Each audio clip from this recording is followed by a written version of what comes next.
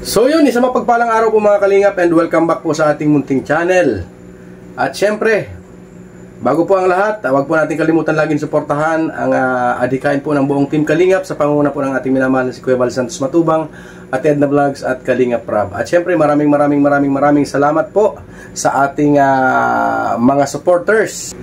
Yan po, kay Ma'am Ruth Apin, kay Mami Inday PB, kay Sister Lindo Dalo, kay Sir Nicky Adriano, kay Ate Pinky Papi, kay Divine Vlogs, kay Ma'am Umandam Lasha, kay Ate Virtus Woman, kay Manay Terry Anderson, kay Ma'am Elon Rubia, kay Ma'am Elvira G, kay Ate Sel Kaufman, yan, kay Ma'am Gemma Agliam, kay Manang B, kay Ate Jen Store Divant, at syempre kay Tita Fatima Lorilla, yan. Shoutout po sa inyong lahat and thank you very much. Ngayon po ay magluluto po tayo ng escabeche po mga kalingap, at yun po ang request ng aking wifey at para pang recover po, at grabe po talaga, iba po talaga ang kanyang karamdaman. At ngayon po ay magpiprito muna tayo ng ating gagawing escabeche. Yan. Pasensya na po kayo sa aming lababo at wala pong tiles ito ay kaya medyo ganyan po ang ano niya, ang klase. Pero pag nagka-pera po tayo, papatiles natin yan. Bahala na si Lord. Yan. Yan. Samahan niyo po ako mga kalingap.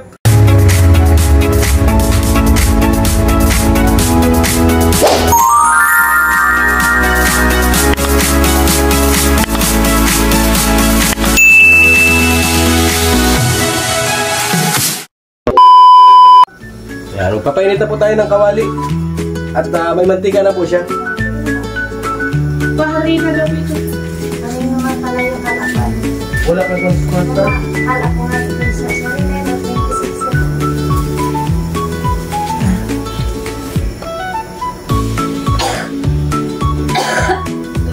26. Dapat mabili kang cornstarch.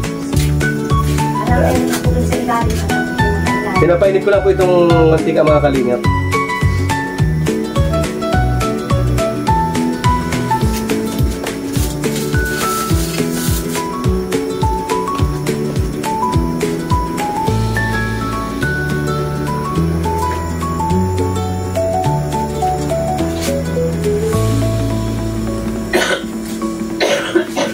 Grabe po ang ubo ng aking asawa. Rinig-rinig. Natawa po. May nakaka-recover pa lang. Hindi pa naman totally nakaka-recover. Medyo ano pa po, hindi pa po tayo nakakatrabaho.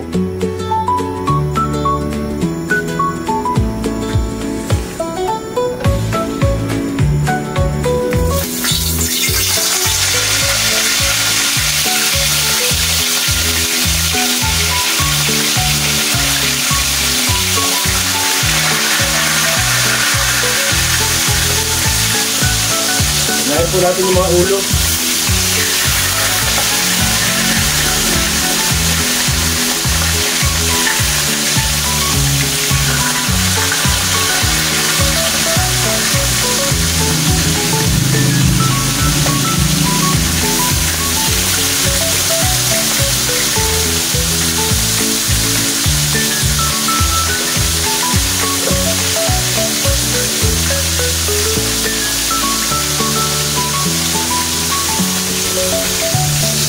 At habang nagpiprito po tayo, piniprepare ko naman po itong ating mga gagamiting ricado.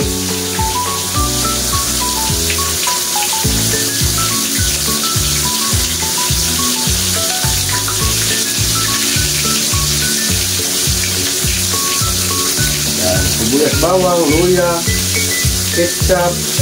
Ketchup po ang gagamitin natin. Malitara, paminta, yan.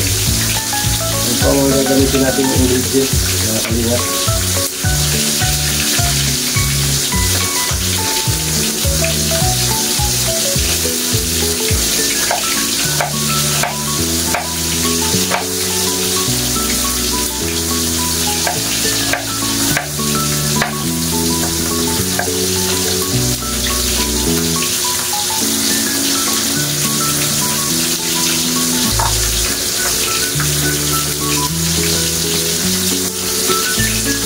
Kunting bawang lang po.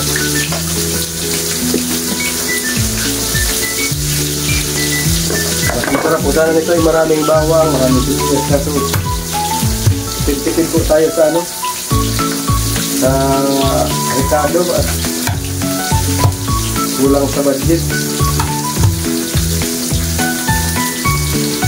Balik-balik ko lang po muna yung ano, yung prito.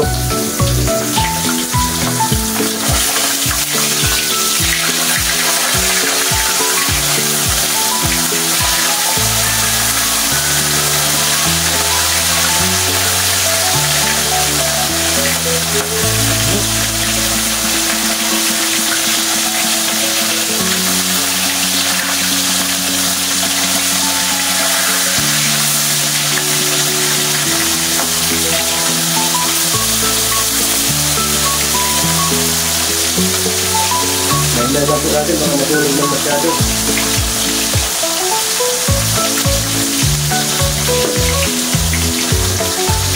Balik po tayo dito.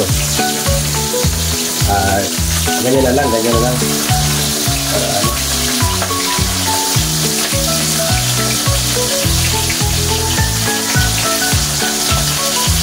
Sensya na po tayo sa aming lababo ha. Kalingat.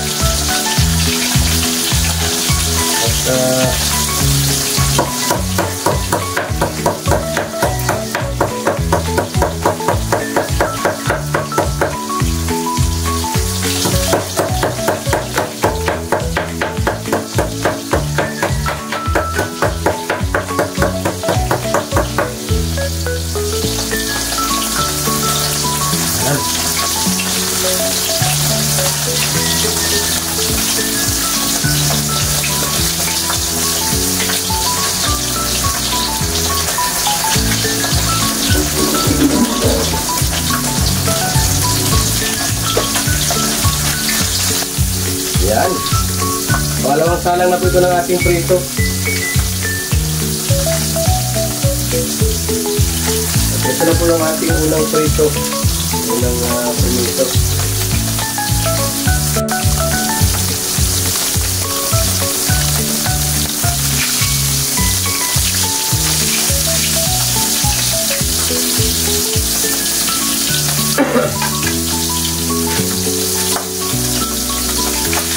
Ayan, binaliktad na po natin mga kalingap.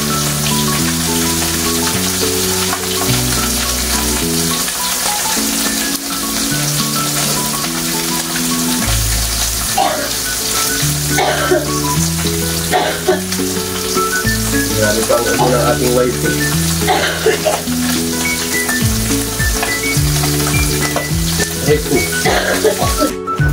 So yun mga kalingap, magigisa na po tayo. At ito na po ang ating mga ingredients. May ano po tayo, may bawang. Unahin po natin ang bawang. Pasensya na po kayo sa akin tantado na ano na ito ay marami nang pinagdaanan ito. Tagal na po ito sa amin ay. Pag medyo nag-brown na po ang ano, ang bawang, so na po natin yung sibuyas. Pero hindi po ito madumi ha, malinis po ito mga kalingap.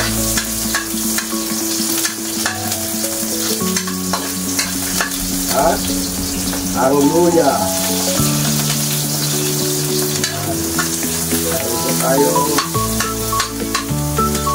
Hindi na po tayo nagbili ng bell pepper o green bell pepper. Wala na po tayong budget.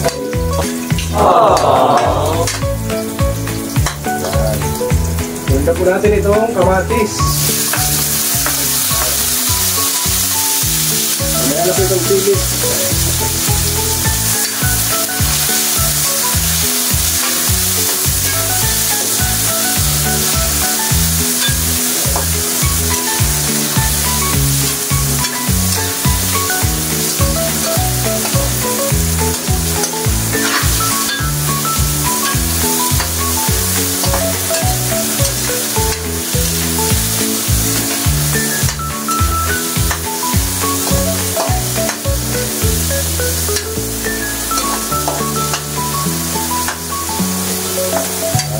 Tuloy lang po natin yung kamatis mga kalingap. tutok natin. Ayan.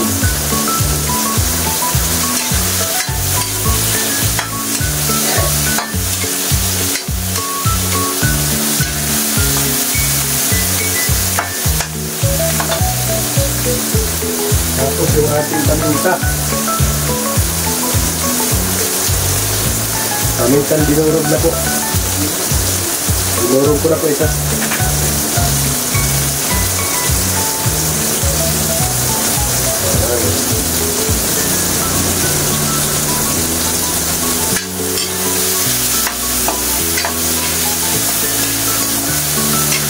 Luto na po ang ating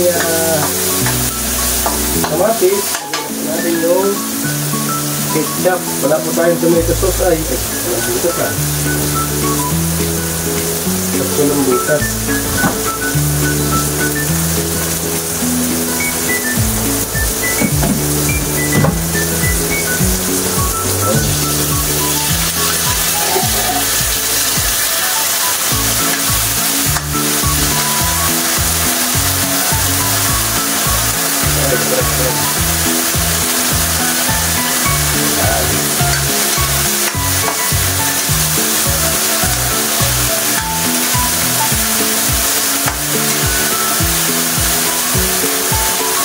Iskabitse ala kalingap to.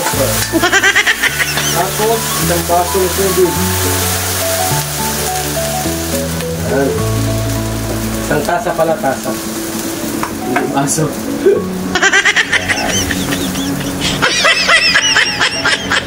Sisimutin po natin ito. Sayang.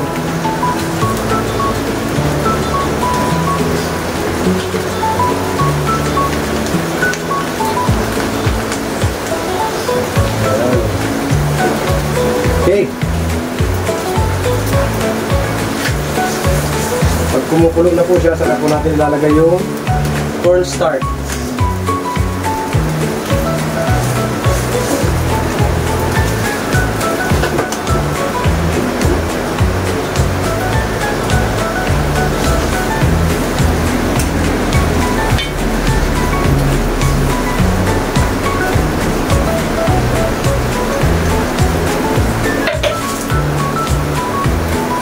Yung cornstarch niya, pinunan ko na po.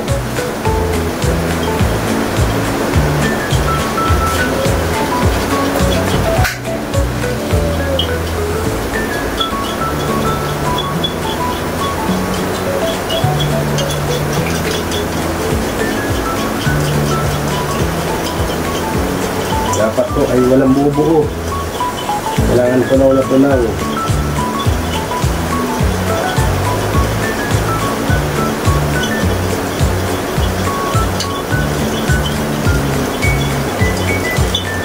Lalagay na po natin mga kalingap.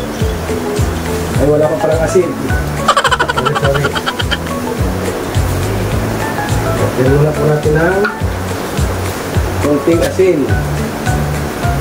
Ayan. Konti lang po at may asin na po yung isda. Hanap na po yun.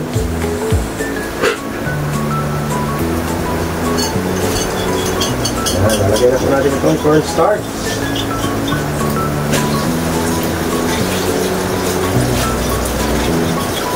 Yan po ang magpapalapot sa kanya mga kalingap. Yan.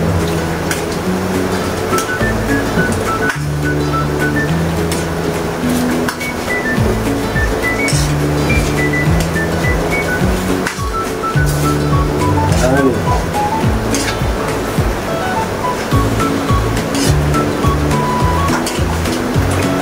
Masarap po kasi ito ang sauce. Sauce niya po ay masarap. Tapos, syempre, ang nagpapasarap ng lutuin, it's magic.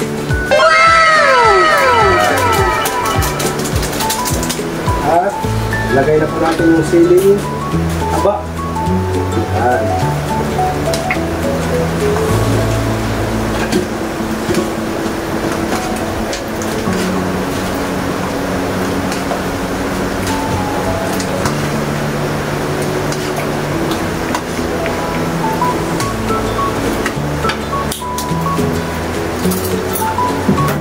Tikman muna natin ang sauce mga kalingap kung ano, kung masarap ba, kung tama na ba sa timpla.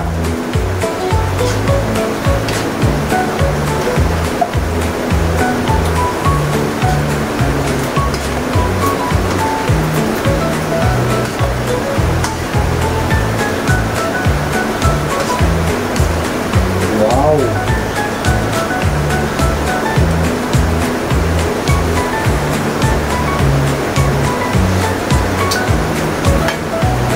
Kulang sa halak at tamis.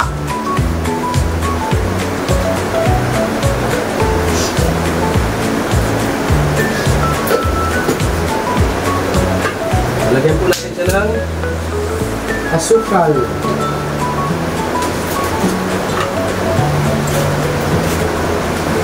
Ayan. Okay.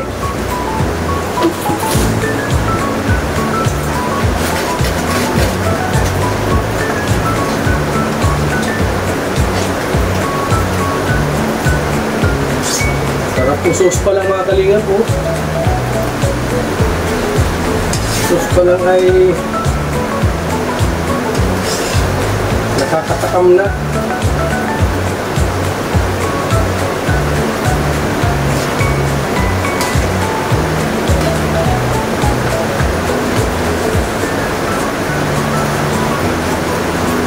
Grabe.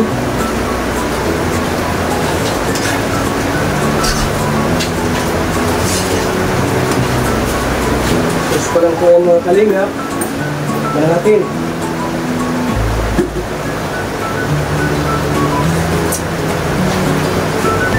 Ayan. Tama-tama. Kasi lalagay na po natin yung isda. Ayan.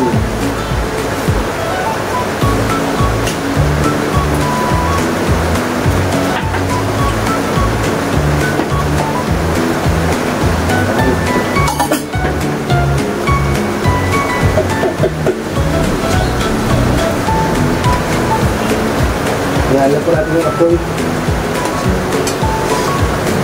Baka matutong.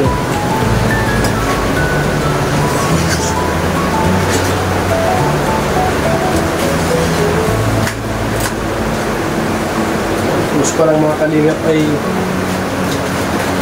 grabe. Kulang po ito sa ingredients at wala na tayong pambili ay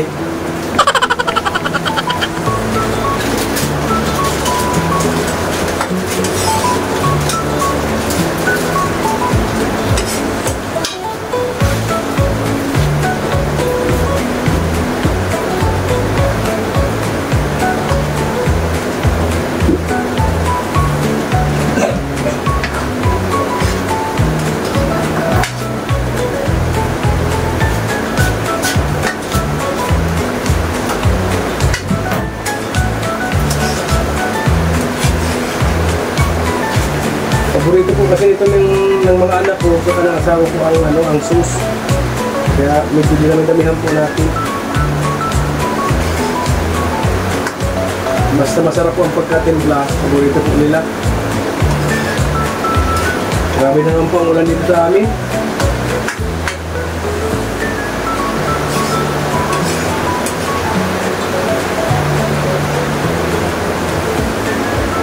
Hayaan lang po natin siya mga kalingap.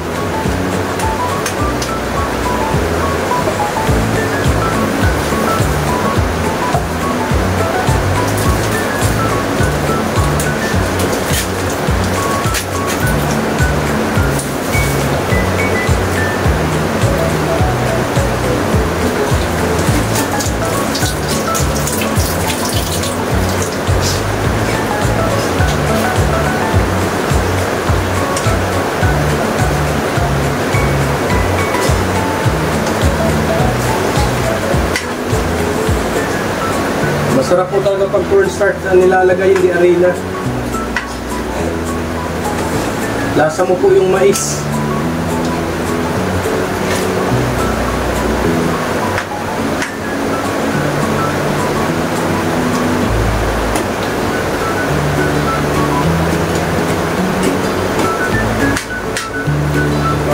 lang po at luto mo na po itong isda.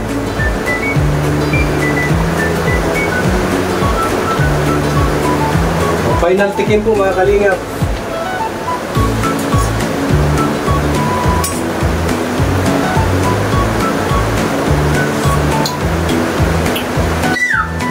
Ang sarap na lalasa. Grabe.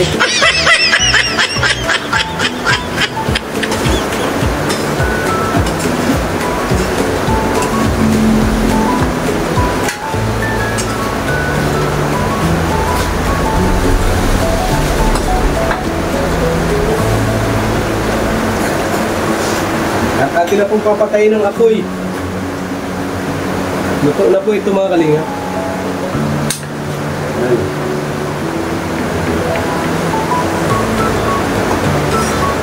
At ilalagay na po natin sa bowl. At ito na po ang ating finished product ng ating escabeche ala Kalingap Topper. Grabe yan. Diba? Yummy!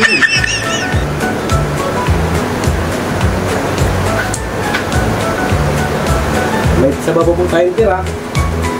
Lalagay na natin lahat. Kasi paborito po nila ito ay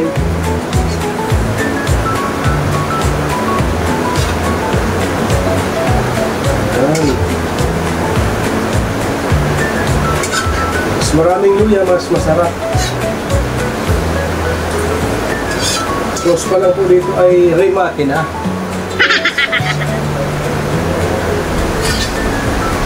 Okay. Tapos na po ang ating escabeche ala Kalingap Topper. Ayan. So yun, tapos na po tayo magluto mga kalingap. Nailuto ko na po yung request ng aking wifey. At syempre, kung nagustuhan nyo po ang aking video, pwede like naman po and paki-share na din po. And sa mga hindi pa po nakakapag-subscribe sa aking munting channel, pa-subscribe naman po. At syempre, wag po natin kalimutan laging suportahan ang adhikain po ng buong Team Kalingap sa pangunguna po ng aking minamahal na si Kuya Val Santos Matubang, Ate Edna Vlogs at Kalingap Rap. Salamat po mga Kalingap. Maraming salamat po and God bless po sa ating lahat. Bye-bye!